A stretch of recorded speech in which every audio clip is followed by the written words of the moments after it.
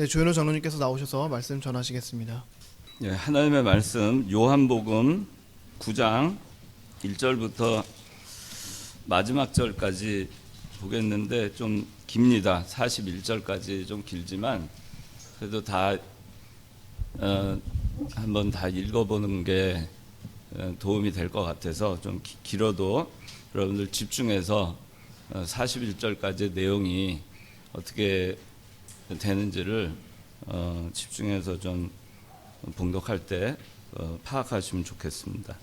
요한복음 9장 1절 예수께서 지나가시다가 날 때부터 맹인인 한 사람을 보셨다.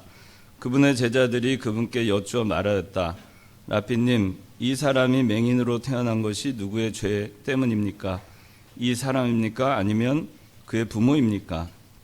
예수께서 대답하셨다. 이 사람이나 그 부모가 죄를 지은 것 때문이 아니라 오직 그를 통해 하나님의 일들을 나타내려는 것이다. 우리가 낮 동안에 나를 보내신 분의 일들을 해야 한다. 곧 아무도 일할 수 없는 밤이 온다. 내가 세상에 있는 동안 내가 세상의 빛이다. 예수께서 이것을 말씀하신 후에 땅에 침을 뱉어 침으로 진 흙을 이겨 맹인의 눈에 바르시고 그에게 말씀하시기를 실로암 못에 가서 씻어라 하시니 실로암은 보냄을 받았다라는 뜻이다. 그 맹인이 가서 씻고 눈이 밝아져 돌아왔다. 그러자 이웃 사람들과 또 그가 전에 거린이었던 것을 본 자들이 말하기를 이 사람이 앉아서 구걸하던 자가 아니냐 하니 어떤 이들은 말하기를 이 사람이 그 사람이다 하고 다른 이들은 아니다 그와 닮은 자이다 라고 말하였으나 그는 내가 그 사람이요 라고 말하였다. 그러자 그들이 그에게 말하기를 그러면 당신은 어떻게 눈을 뜨게 되었느냐? 그가 대답하였다. 예수라는 그분께서 진 흙을 이겨서 내 눈에 바르고 말씀하시기를 실로암 못에 가서 씻어라 하시기에 내가 가서 씻었더니 보게 되었소. 그러자 그들이 그에게 그가 어디에 있느냐 하고 물으니 그는 모른다 라고 말하였다. 그들은 전에 맹인이었던 그를 바리새인들에게 데리고 갔다. 그런데 예수께서 진 흙을 이겨 그의 눈을 뜨게 하신 날이 안식일이었다. 그러므로 바리새인들도 그에게 어떻게 보게 되었는지 다시 물으니 그가 그들에게 말하기를 그분께서 내 눈에 진 흙을 바르셨고 내가 씻었더니 보게 되었습니다 라고 하였다. 바리새인들 가운데 어떤 이들이 말하기를 이 사람이 안식일을 지키지 않으니 하나님께로부터 온 사람이 아니다 하였고 다른 이들은 말하기를 어떻게 죄 있는 사람이 이런 표적들을 행할 수 있겠느냐 하므로 그들 사이에 분열이 일어났다. 그러자 그들이 그 맹인에게 다시 말하기를 그가 내 눈을 뜨게 해 주었으니 너는 그에 대하여 무엇라 말하겠느냐 하자 그가 대답하기를 그분은 선지자이십니다 라고 하였다. 그러나 유대인들은 그가 맹인이었다가 다시 보게 되었다는 것을 믿지 않았고 마침내 다시 보게 된 그 맹인의 부모까지 불러서 그들에게 묻기를 이 사람이 맹인으로 태어났다고 하는 너희들의 아들이냐? 그러면 그가 지금은 어떻게 해서 보는 것이냐 하므로 그의 부모가 대답하여 말하였다. 우리는 그가 우리의 아들인 것과 그가 맹인으로 태어난 것을 압니다. 그러나 그가 지금 어떻게 해서 보게 되었는지는 알지 못하고 또한 그가 누가 그의 눈을 뜨게 하였는지도 알지 못하니 그에게 물어보십시오. 그가 다 컸으니 자기 자신에 관하여 말할 것입니다.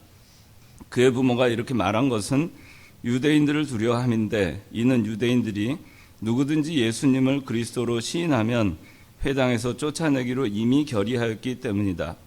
그러므로 그의 부모가 그가 다 컸으니 그에게 물어보십시오 라고 말하였다.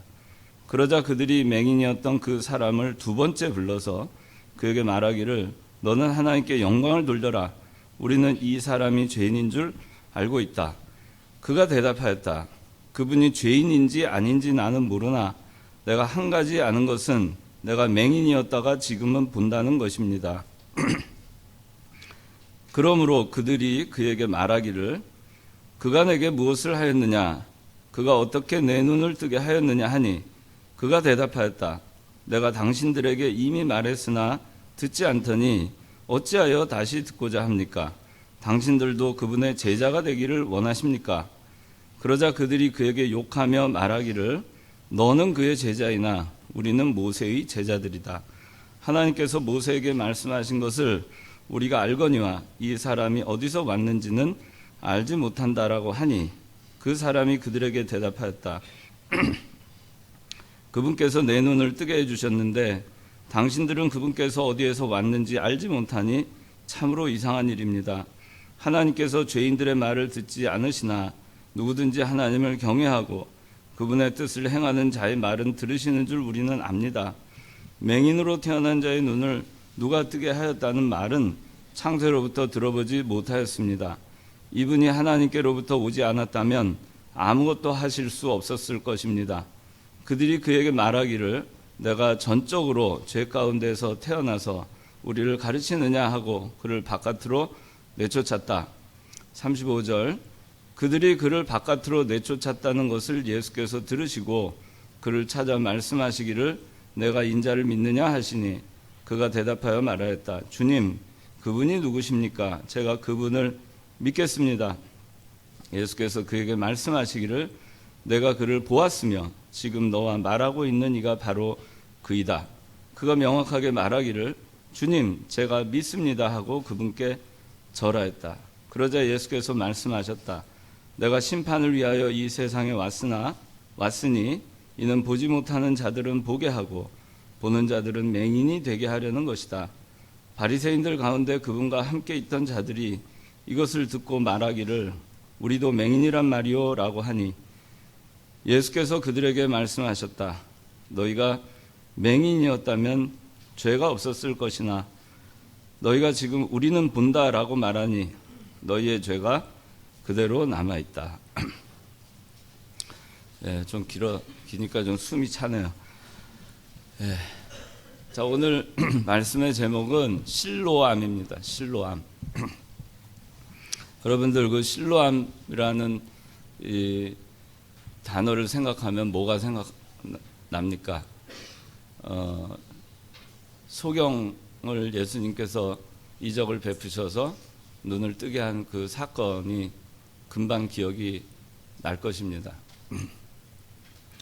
오늘 이 본문 가운데에는 날 때부터 소경된 한 사람이 있었고 그 다음에 그 사람은 이미 태어나서 소경으로 자랐기 때문에 그 사람은 빛이라는 것이 무엇인지 전혀 알 수 없는 그 분야에서는 전적으로 무능한 그런 상태에 있었던 사람이었고 따라서 빛을 모르기 때문에 칼라가 무엇인지도 모르는 사람이었고 뚜렷한 형체의 윤곽도 모르는 사람이었습니다.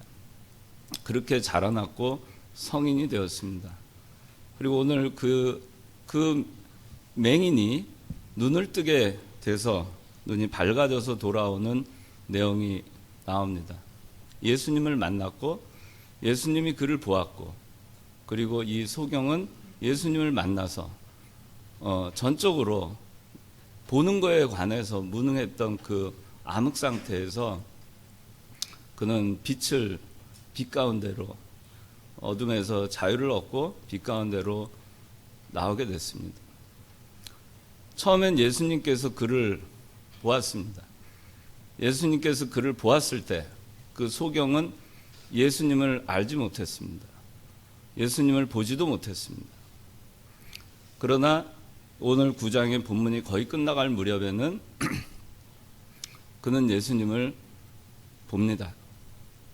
두 눈으로 보고 그의 영혼이 예수 그리스도를 구주로 영접함으로써 영적인 소경의 상태에서도 그는 자유로워집니다. 그리고 그의 부모가 등장합니다. 그 부모님 등장을 합니다.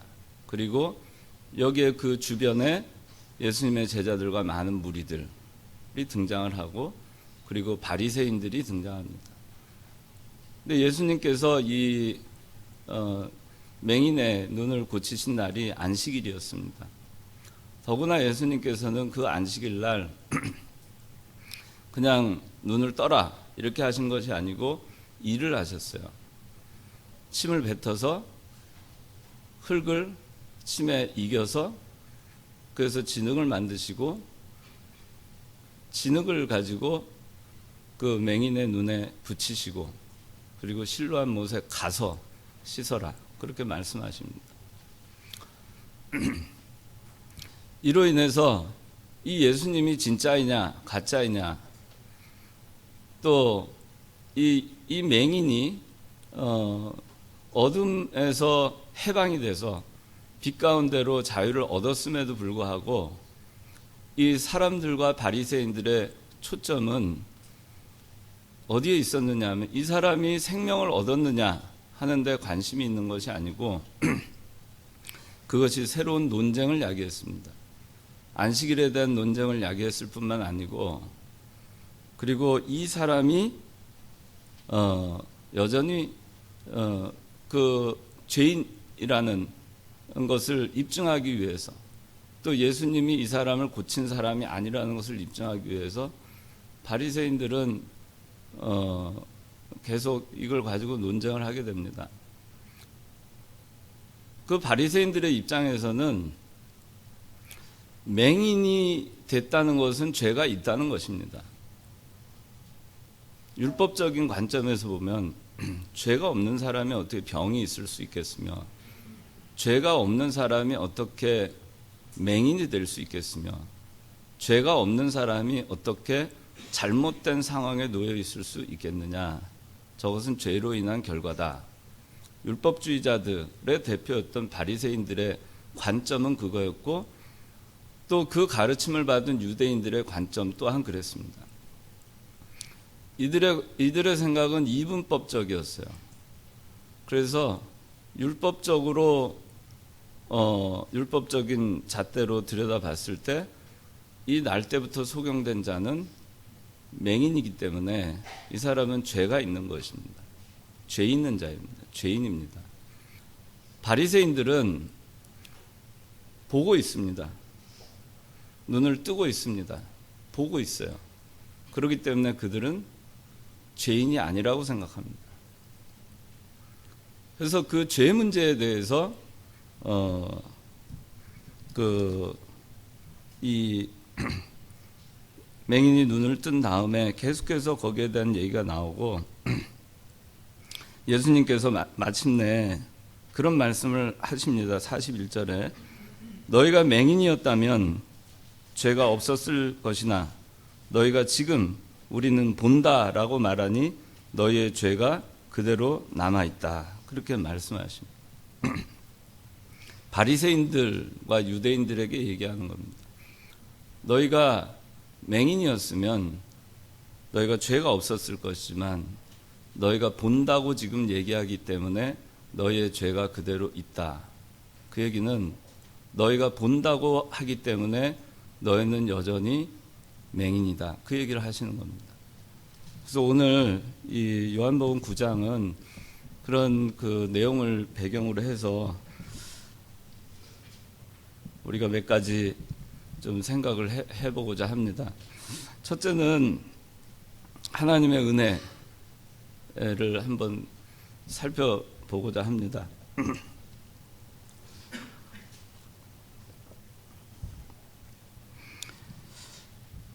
이 요한복음 9장 앞에는 현장에서 가늠하다 잡혀온 여인이 있었고 그 여인을 살려준 직후에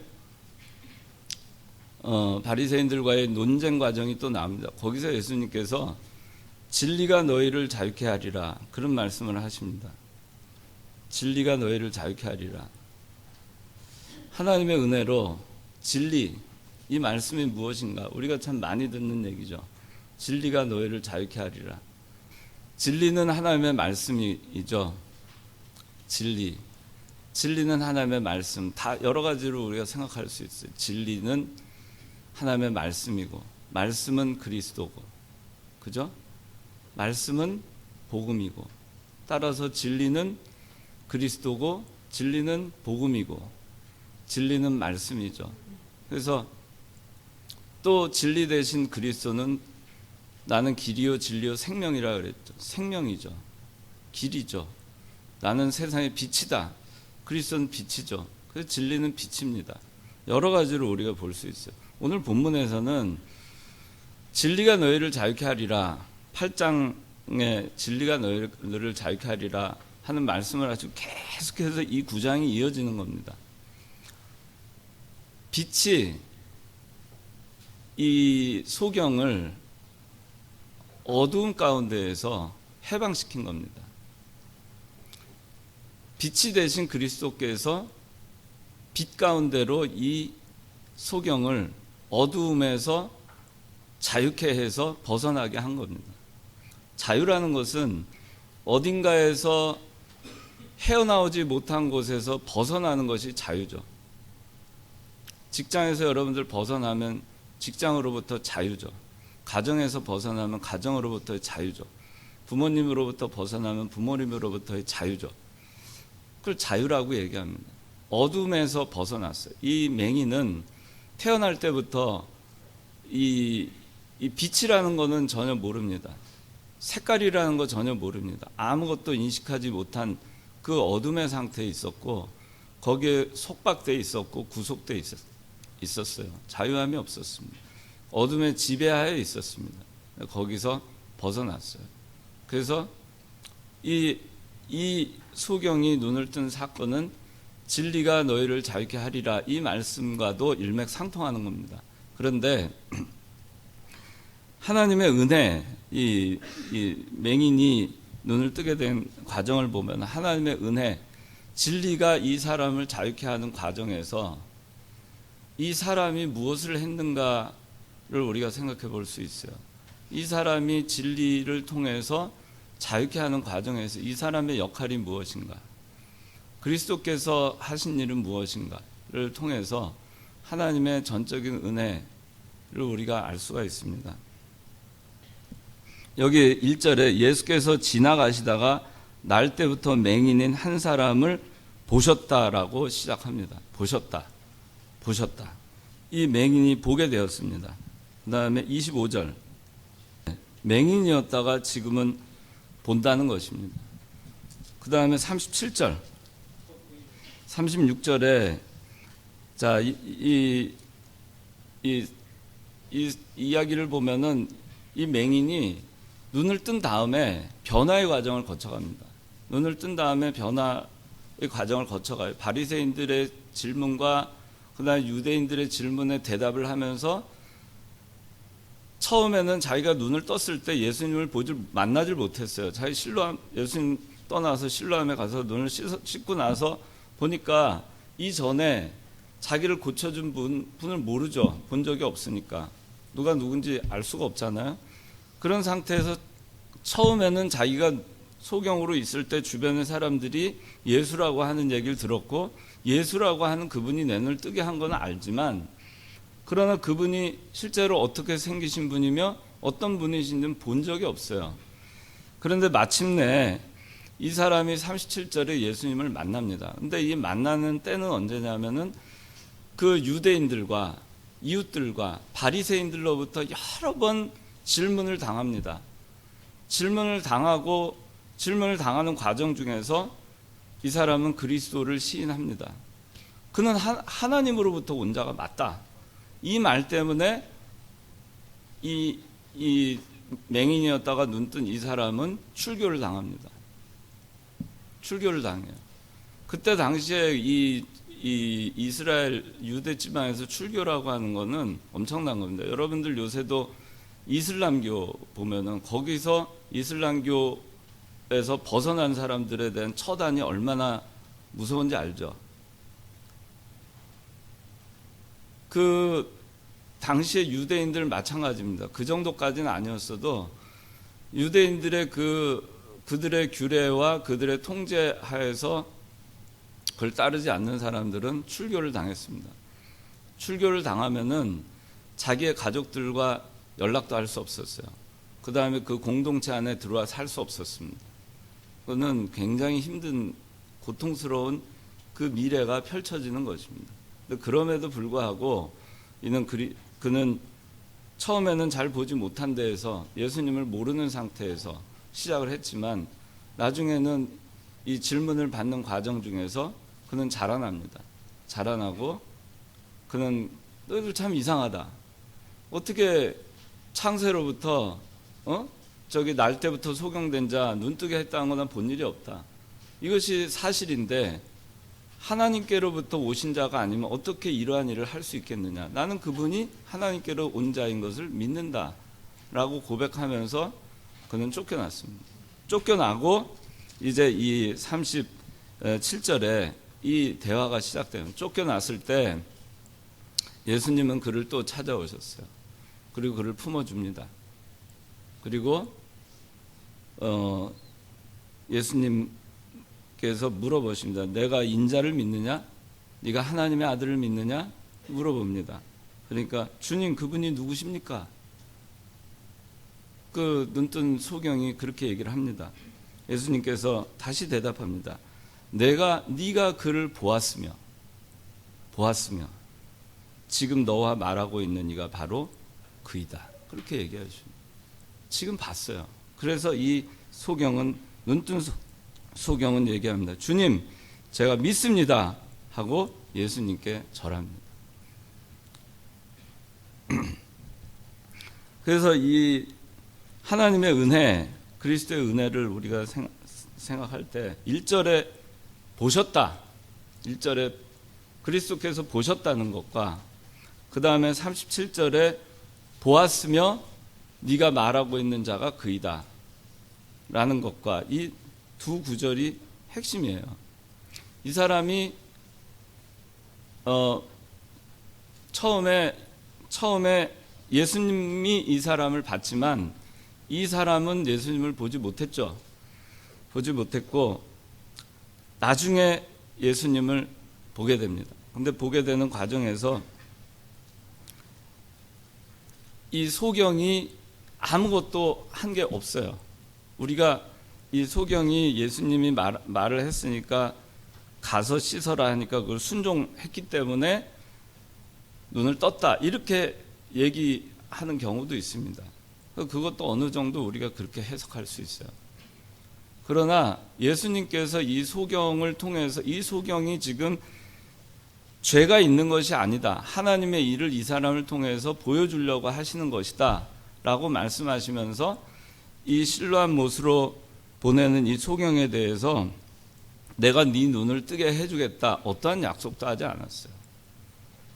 그저 예수님께서는 진흙으로 눈에 바르시고 실로암 못에 가서 씻어라 라고만 하셨어요. 그리고 이 맹인은 가서 씻고 눈이 밝아진 것입니다. 하나님께서 예수님께서 이 사람을 구원하시기로 작정하시고 이 사람을 보시고 이 사람을 보았을 때 이 사람은 예수님을 볼 수 없는 상태예요. 마치 우리가 죄로 인해서 영혼이 죽어 있었을 때 전적 타락으로 인해서 우리가 사망 가운데 있었을 때 우리는 아무것도 인식하지 못해요. 그런 상태에서 예수님께서 우리를 건져주신 겁니다. 우리가 사망 가운데 있을 때 마치 이 소경이 아무것도 보지 못한 날 때부터 소경이기 때문에 원래부터 그 볼 수 없는 상태예요. 원래부터 그 자기가 어떤 것도 자기가 인식이 없는 거예요. 태어나서 원래는 보고 있다가 소경이 됐으면은 그건 좀 다른 차원이겠죠. 태어나서 보고 있는데 어느 날 사고로 인해서 소경이 됐다. 그런 사람은 좀 다른 경우일 거예요. 색깔이 뭔지도 알고 윤곽이 뭔지도 압니다. 근데 이 사람은 전혀 모릅니다. 그런 상태에 있었던 거예요. 근데 우리가 죄 가운데 있었을 때 그와 같은 상태입니다. 그와 같은 상태에 있었을 때 우리는 예수님을 인식하지도 못했고 예수님에 대해서 전혀 알지도 못했어요. 전적으로 무능한 상태에 있었어요. 그런데 예수님께서 우리를 보시고 우리를 사망 가운데에서 건져내신 겁니다. 그리스도가 우리를 먼저 보고 계셨고 우리를 낫게 하셔서 보게 되듯이 하나님으로부터 구원은 우리한테 그렇게 찾아온 것입니다. 우리가 뭔가를 노력을 해서 우리가 구원해 주십시오. 제가 믿겠으니 저를 살려주십시오. 제 눈을 뜨게 해주십시오. 제가 날 때부터 맹인이었는데 예수님 제 눈을 뜨게 해주십시오. 그렇게 간구해서 이 맹인이 눈을 뜬 것이 아닙니다. 이 맹인은 자기 눈을 뜨게 해달라고 한마디도 하지 않았어요.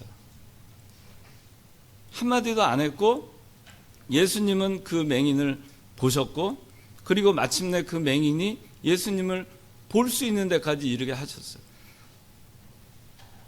우리에게 구원이라고 하는 거는 우리가 믿었기 때문에, 우리가 요청했기 때문에, 아니면 우리가 어떤 행위를 했기 때문에, 또는 이 바리새인들이 생각하는 것처럼 율법적으로 눈을 뜨고 있는 상태, 죄 없는 상태, 율법적으로 보면은 육신적으로 눈을 떴기 때문에 죄가 없고 그것이 빛 가운데 있는 것과 같은 그런 상태에 있기 때문에 우리를 은혜로 구원하신 것이 아니라 하나님께서는 우리는 전적으로 무능하기 때문에 우리는 아무 소망이 없고 우리가 할 수 있는 능력이 없기 때문에 하나님께서는 우리에게 그저 먼저 구원을 베풀어 주신 것입니다. 그것이 하나님의 은혜예요. 은혜라고 하는 것은 받을 자격이 없는 자에게 거저 공짜로 주시는 것이 은혜예요. 공짜가 아닌 것은 은혜가 아니죠. 그거는 뭐 다른 거라고 해야 되겠죠. 그런데 하나님께서는 우리에게 아무 조건도 달지 않고 공짜로 우리에게 구원을 주신 겁니다. 요한복음에 보면은 나다나엘이라고 나오죠. 요한복음 1장에. 여러분들 다 아시죠? 제가 이걸 뭐 자세히 얘기는 할 수가 없고, 나다나엘 제자들을 처음에 예수님께서 공생애 시작하면서 제자들을 부르실 때 빌립의 친구인 나다나엘을 부르십니다. 그 빌립이 나다나엘한테 내가 메시아를 만났다. 가보자. 와보라. 근데 나다나엘이 그 믿지 않습니다. 어떻게 거기서 그리스도가 날 수 있느냐? 난 믿을 수가 없다. 어떻게 나사렛이라고 하는 그런 동네에서 그리스도가 나느냐? 나는 그 믿을 수가 없다. 그래서 근데 이 나다나엘을 보시고 예수님께서 뭐라고 얘기하시죠? 나다나엘을 보시고 이는 참 이스라엘 사람이다. 그 속에 간사한 것이 없다. 나다나엘이 놀라가지고 물어봅니다. 주님, 어떻게 저를 아시나이까? 예수님께서 빌립이 너를 부르기 전에 네가 무화과 나무 아래에 있을 때 내가 너를 보았노라. 그렇게 얘기하십니다. 같은 겁니다. 우리가 예수님을 알기 전에 예수님께서 우리를 먼저 보고 계신 거예요. 시간이 관통이 돼서 지금 2000년이 지난 오늘 여러분들이 구원에 이르게 된 것은 그때 그 나다나엘을 먼저 보시고 그를 구원하기로 부르시기로 하신 예수님께서 여러분들을 부르신 거하고 똑같아요. 우리는 예수님이 우리를 보고 계신지 그것조차도 몰랐어요. 그런데 예수님께서는 우리를 보고 계시고 우리를 구원해 주시고 우리를 그리스도의 품으로 인도하신 것입니다. 구약성서에 무비보셋 이야기가 나옵니다. 이것도 비슷한 맥락이에요. 여러분들 무비보셋 들어봤죠? 무비보셋이 그 누구냐 하면은 이스라엘의 초대 왕 사울의 손자입니다. 사울의 아들은 요나단이고 요나단의 아들 무비보셋이라고 있었어요. 근데 사울 다음에 요나단이 왕이 되는 게 아니고 다윗이 왕이 되죠. 혈통이 아닌 다윗이 왕이 됩니다. 다윗이 왕이 되면서 그 사울의 가족들은 전부 도망을 하게 됩니다. 근데 그 중에 5살밖에 낳지 않은 무비보셋이 그 유모가 무비보셋을 들고 성을 뛰어내려서 도망을 갑니다. 살리려고. 도망을 가다가 무비보셋 두 다리가 부러집니다. 부러져서 무비보셋은 두 다리를 저는 절름발이가 됩니다. 그리고 세월이 흘렀습니다. 무비보셋 어른이 되었고 세월이 지나서 다윗이 왕이 됐습니다. 그리고 통일을 했습니다. 그리고 나서 다윗이 신하를 불러가지고 요나단의 집에 남은 혈육이 있는가 찾아봅니다. 그 무비보셋이 하나 살아있다. 어디 있느냐? 저기 그 요단강 동쪽에 척박한 동북 쪽에 척박한 그 사막지대 같은데 거기에 숨어서 살고 있는 로드발 암미엘의 집 마길의 집에 무비보셋이라고 하나 있습니다. 다윗이 왕의 전령들을 보냅니다. 그 전령 가잖아요. 무비보셋은 거기서 어떻게 하고 살았을까요? 내가 걸리면 죽는다. 발견되면 나도 죽음을 면하지 못한다. 숨어서 어떻게 하든지 숨어서 살자. 그러면서 저는 그 불편한 다리를 갖고 조마조마하면서 살았을 거예요. 어떻게 하든지 예루살렘에 발각되지 않으려고. 그런데 어느 날 예루살렘에서 말을 타고 군사들이 옵니다. 그걸 무비보셋이 봤을 때 어떤 마음이 들었을까요? 아, 이제 죽었구나. 그런데 무비보셋은 그 군사들과 더불어 예루살렘으로 갑니다. 가서 거기서 어떻게 됐죠? 무비보셋이 죽을 줄 알았어요. 그런데 무릎을 꿇고 다윗의 앞에 마주했는데 다윗이 내가 요나단을 인해서 너에게 은혜를 베풀어야 되겠다. 너를 살려주겠다. 그리고 네가 잃었던 모든 것을 되찾게 해주겠다. 그리고는 그의 재산을 다 찾아줍니다. 다 찾아주고 그 무비보셋, 그 요나단의 신하였던 사람들 다 무비보셋의 신하로 붙여줍니다. 그리고 너는 이제부터 나와 함께 한 테이블에서 식사를 같이 하자. 매일. 당시에 왕과 함께 식사를 같이 할 수 있는 식탁에서 할 수 있는 사람은 왕자밖에 없었어요. 왕자이신 분으로 복귀를 시켜줬어요. 무비보셋이 그럽니다. 어떻게 죽은 개 같은 나에게 이렇게 은혜를 베푸시나이까. 그렇게 얘기를 합니다. 하나님의 구원은 그렇게 오는 겁니다.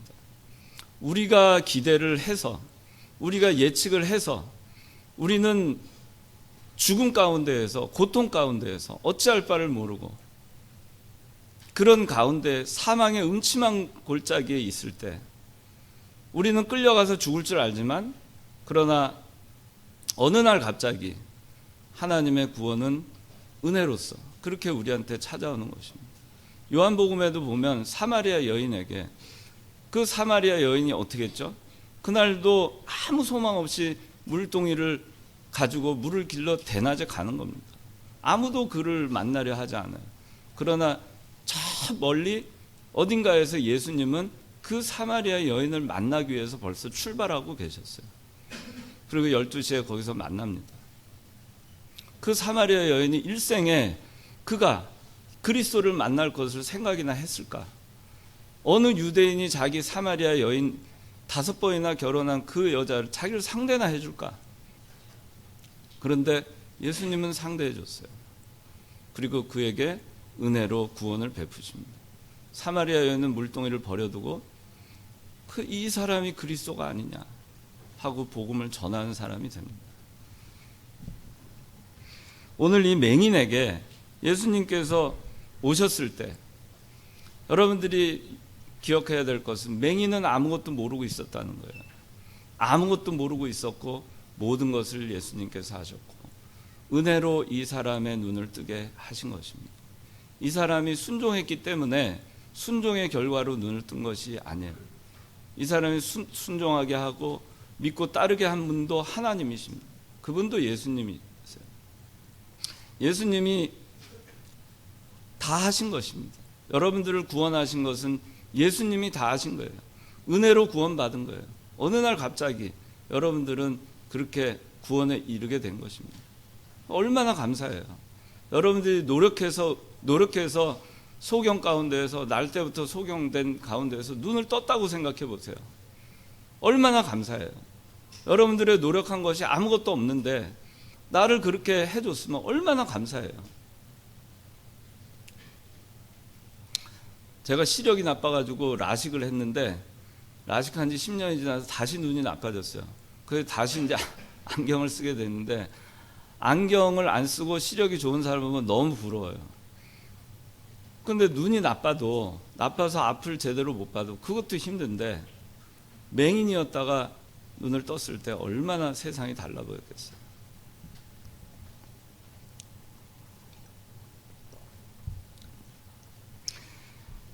이 날 때부터 소경된 이 사람은, 자, 그럼에도 불구하고 이 사람은 순종한 것을 우리가 기억해야 돼요. 이 순종을 통해서 이 사람이 눈을 떴다고 할 수는 없어요. 100% 그리스도의 은혜로 이 사람 눈을 떴지만, 그러나 이 사람이 그 과정에서 순종한 것을 통해서 우리가 또 배워야 될 게 있습니다. 자, 아까도 얘기했지만 이 소경이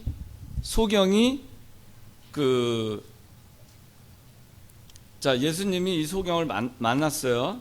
자, 잘 보세요. 만났는데 사람들이 뭐부터 얘기하냐면은 누구의 죄 때문입니까? 이 사람의 죄 때문, 이 소경의 죄 때문에 이 사람이 맹인이 됐습니까? 아니면 그 부모의 죄가 유전돼서 이 사람이 소경으로 태어난 것입니까? 그걸 물어봐요. 근데 예수님께서는 아니다. 그 사람도 그 부모도 죄를 지은 게 아니다.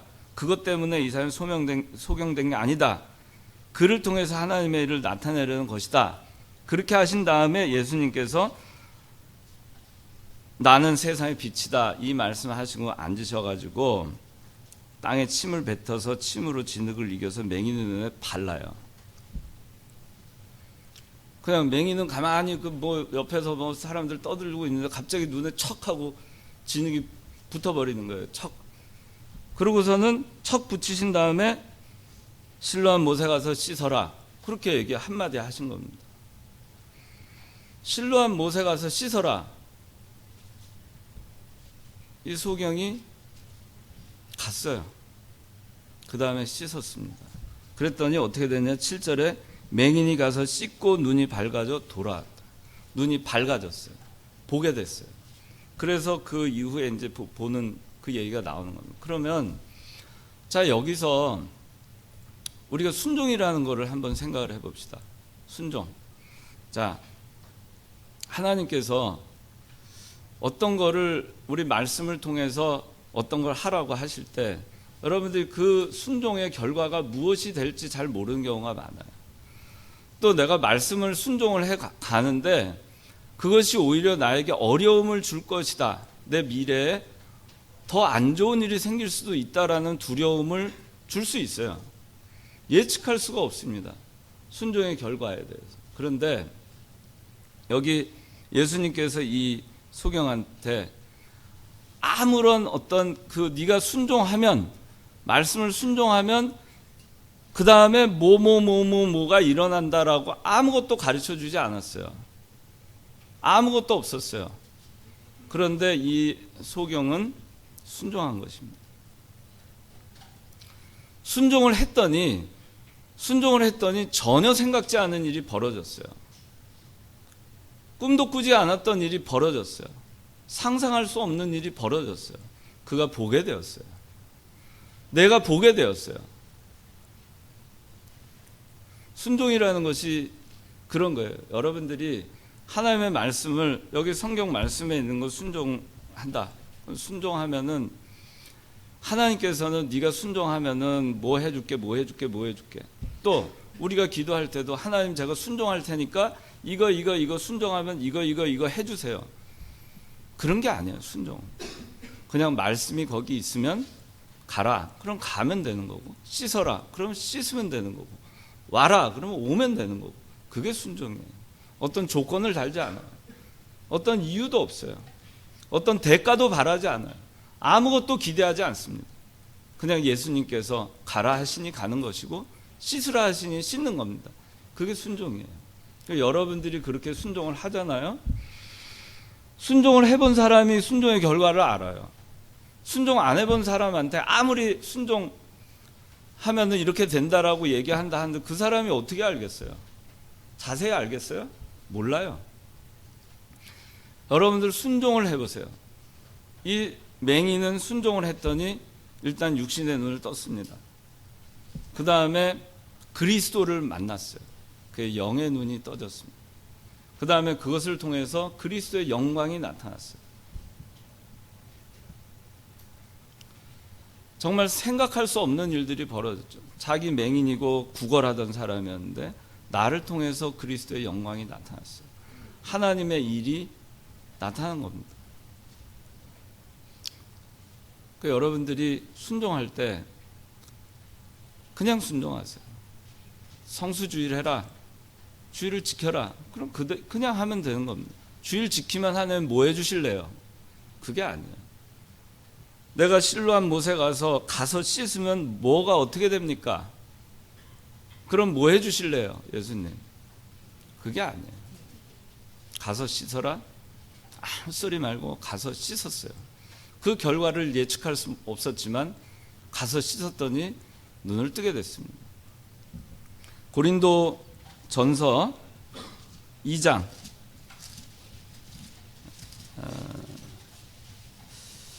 고린도전서 2장 9절 하나님께서는 자신을 사랑하는 자들을 위해서 뭘 예비하셨냐면은 눈으로 보지 못하였고 귀로 듣지 못하였고 사람의 마음에 떠오른 적이 없는 것들을 예비해 놓고 계세요. 그러니까 순종하면 되는 거예요. 우리가 상상할 수 없는, 생각할 수 있는 것 이상으로 하나님께서는 눈으로 보지 못하고 귀로 듣지 못하고 사람의 마음에 떠오른 적이 없는 것들을 하나님께서는 순종하는 자에게 베풀어 주시려고 예비해 놓고 계신 겁니다. 그래서 여러분들 앞으로 세상에 나가서 살 때 하나님 내가 이거 순종하면 뭐 해 주실래요? 그렇게 기대하지 마세요. 그냥 순종하세요. 순종하면 하나님께서 알아서 다 하십니다. 눈을 뜨게 하시고 여러분 육신의 병을 낫게 하시듯이 여러분들 세상적으로 여러분들을 통해서 하나님의 일을 해 나가십니다. 순종하는 사람을 통해서 하나님께서는 그 일을 해 나가실 것입니다. 자, 그리고 이제 이 소경이 변화되어져 나갑니다. 변화되어져 나가는데 처음에는 예수님을 몰랐죠. 그렇지만은 예수님 보지도 못했죠. 그런데 이 사람이 그렇게 이제 얘기를 합니다. 9장 11절에 보면 그 눈뜬 맹인이 이렇게 대답합니다. 예수라는 그분께서 진흙을 이겨서 내 눈에 바르고 말씀하시기를 실로암 못에 가서 씻어라 하시기에 내가 가서 씻었더니 보게 되었다. 적어도 자기가 있었던 것을 그대로 고백을 합니다. 그 다음에 15절에 그분께서 내 눈에 진흙을 바르셨고 내가 씻었더니 보게 되었습니다. 그대로 전합니다. 자기에게 있었던 일을 전합니다. 17절에 바리새인들이 또 물어보니까 대답하기를 그분은 선지자이십니다 라고 또 대답합니다.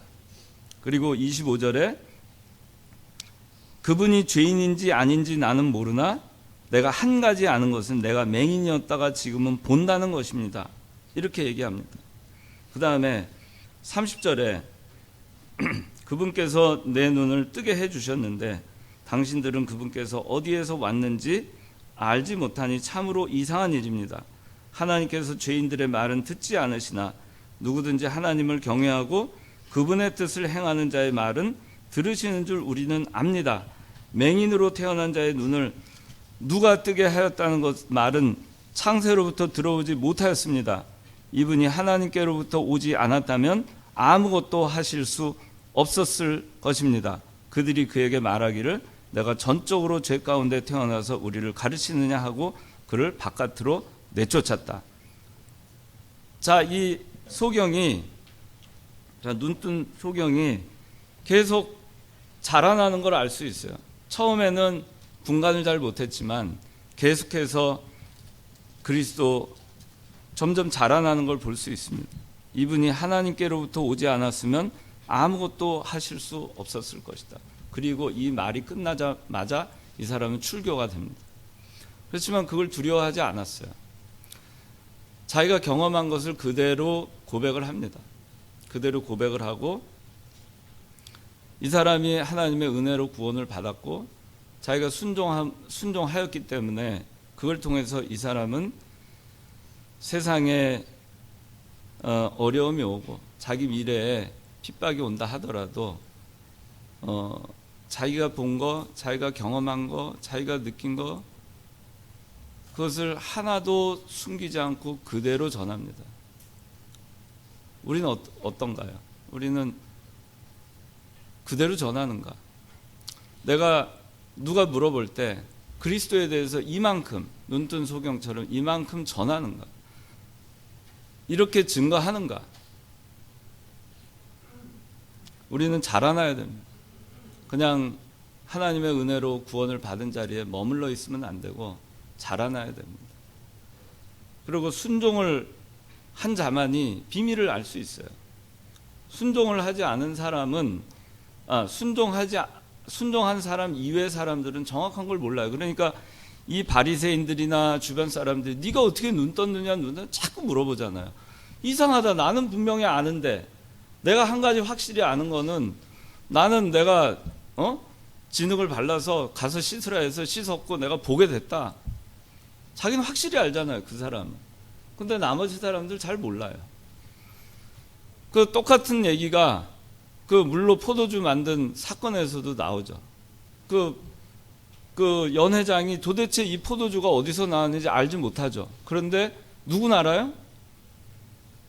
누군 알아요? 에? 그렇죠. 물 떠온 하인들은 알더라 그랬어요. 그 사람들 왜 알아요? 순종했으니까. 그 사람들은 자기네들이 꾸정물 저기 항아리에다 담아온 거 자기네 했어요. 그 꾸정물이 있는데 그거를 연회장한테 그대로 퍼서 갖다 주라고 해요. 그 꾸정물을 들고 갑니다. 저 지용이가 연회장에 가져가요.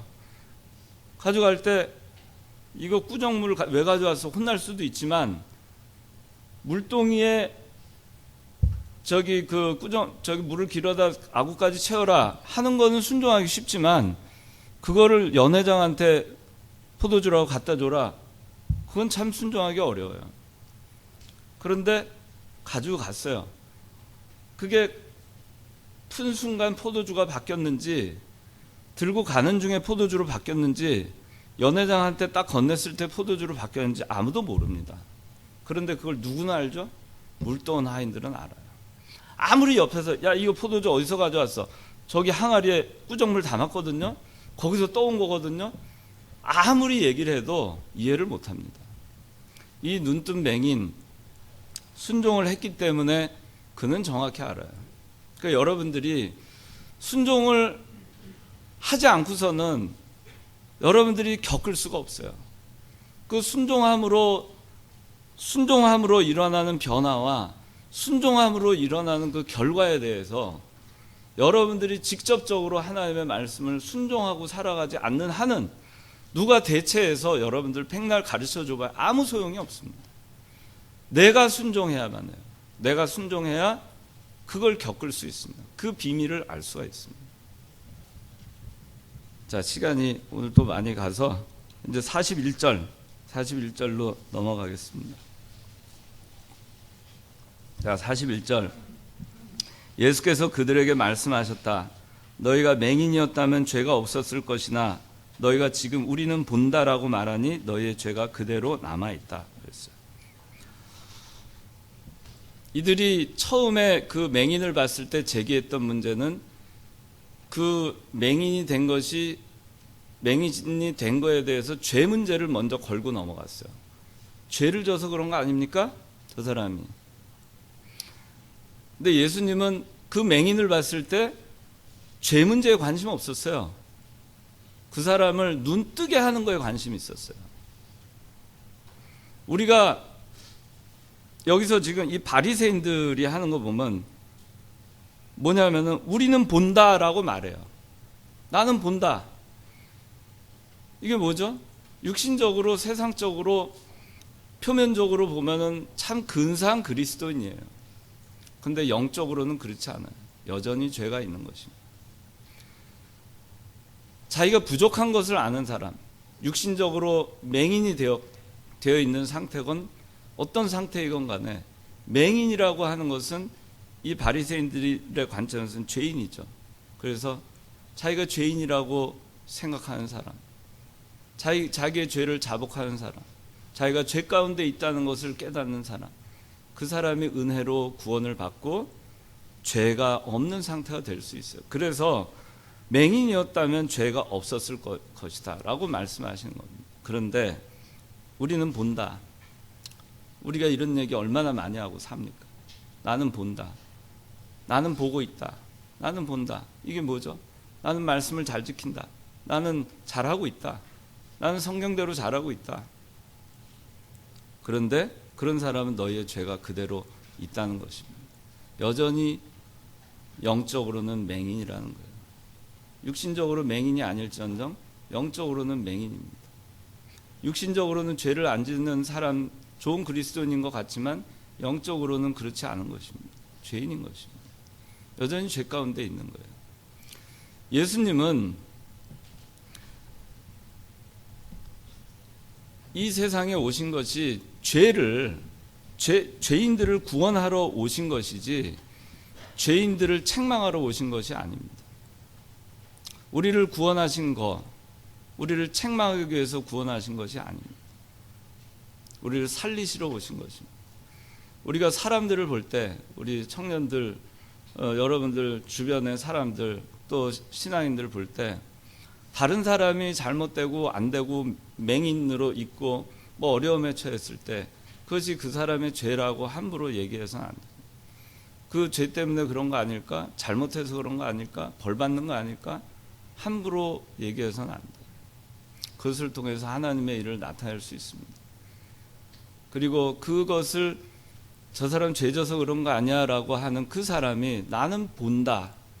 나는 빛 가운데 있다. 나는 죄가 없다라고 얘기하는 것과 똑같고, 그렇게 될 때 그 사람이 죄인이 아닌 것 같지만 죄인이라는 것입니다.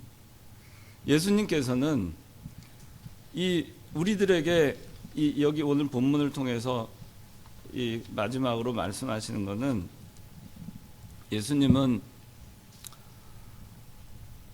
우리 사람들처럼 다른 사람들의 죄를 심판하고 죄에 대해서 비난하고 손가락질하고 그걸로 해서 그 사람을 죄 때문에 또 사형에 처하고 죽이고, 그 가늠하다 현장에서 잡혀온 여자에 대하듯이 돌로 쳐서 죽일 생각을 하고, 그게 예수님의 생각이 아니에요. 예수님은 살리시는 데 목적이 있어요. 생명을 구하는 데 목적이 있어요. 여러분들도 주변에 죄를 지은 사람이 있거나 혹시 죄 가운데 거한 사람이 있거나 그런 사람이 있을 때 비난하고 그렇게 하지 말고 그 사람을 구할 수 있도록, 그 사람을 그 가운데서 생명으로 인도할 수 있도록, 어둠 가운데 이 맹인이 빛으로 인도함 받듯이 그리스도께서 하신 것처럼, 그리스도는 하나도 죄에 대해서 생각 안 했어요. 그 사람을 어떻게 하면 살릴까, 어떻게 하면 눈을 뜨게 할까, 그것만 생각하셨고 그걸 하신 분이에요. 그러니까 여러분들도 그렇게 살았으면 좋겠고, 또 우리도 그렇게 저도 그렇게 살려고 노력을 합니다. 사람들을 비난하고 비판하고 그렇게 하기보다는 어떻게 하든지 그 사람을 살려주고, 잘못된 사람을 생명을 살려주고, 그런 사람. 이 청년부든 1청년부 내에서도 좀 잘못돼 나가는 청년들이 있으면 그 사람들 따돌리지 말고 또 비판하지 말고 그 사람을 위해서 기도해주고 어떻게 하든지 그 사람 살려주는 여러분들이 되시기 바랍니다. 기도하겠습니다. 하나님 아버지, 오늘 실로암이라고 하는 제목을 통해서 실로암가에서 일어났던 사건들을 통해서 저희가 하나님의 은혜와 또 순종에 대해서, 또 변화에 대해서, 또 율법적인 잣대로 하는 것과 또 생명을 살리길 원하셨던 복음 대신 그리스도께서 하셨던 그 일들을 통해서 저희가 오늘 배운 것을 잘 생각해 보고, 저희가 그리스도의 은혜를 늘 생각하고 감사하고 또 하나님의 말씀에 순종하고 조건 없이 순종하는 저희들의 삶이 되게 해주시고, 우리가 한 형제 자매로서 서로를 용서하고 사랑하고, 또 잘못된 그런 사람들이 있을 때에는 그를 위해서 기도하고 사랑으로 이끌어주고 그의 생명을 살리기에 힘쓰는 저희 모두가 될 수 있도록 은혜 베풀어 주시옵소서. 이 모든 말씀 예수님의 이름으로 기도드리옵나이다. 아멘.